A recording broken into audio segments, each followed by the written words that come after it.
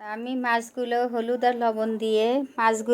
আর লবণ দিয়ে মেখে নিয়ে তারপরে গরম তেলে আমি মাছগুলো ভেজে নিচ্ছি।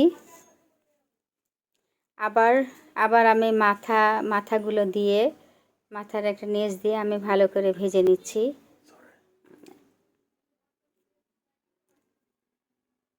মাছ প্রায় ভাজা হয়ে গেছে, দেখতে পাচ্ছেন আপনারা। এরপরে আমি তুলে নিচ্ছি।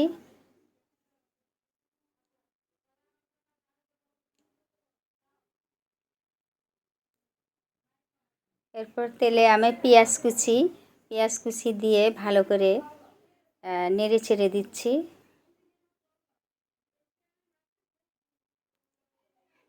পেঁয়াজটা বাদামি রঙের হলে আমি পানি দিয়ে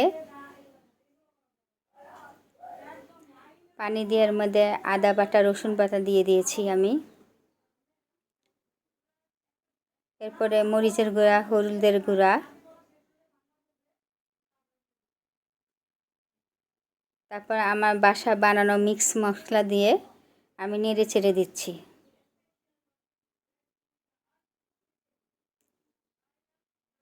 মশলাগুলো কষে গেছে, এরপরে আমি পানি দিলাম। পানি দিয়ে নেড়ে চেড়ে দিচ্ছি। ঝোল গাঢ় হয়ে আসলে আমি মাছগুলো দিয়ে দিলাম।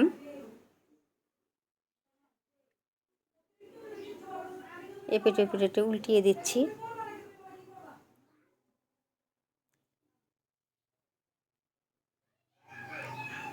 আবার নেড়ে দিচ্ছি।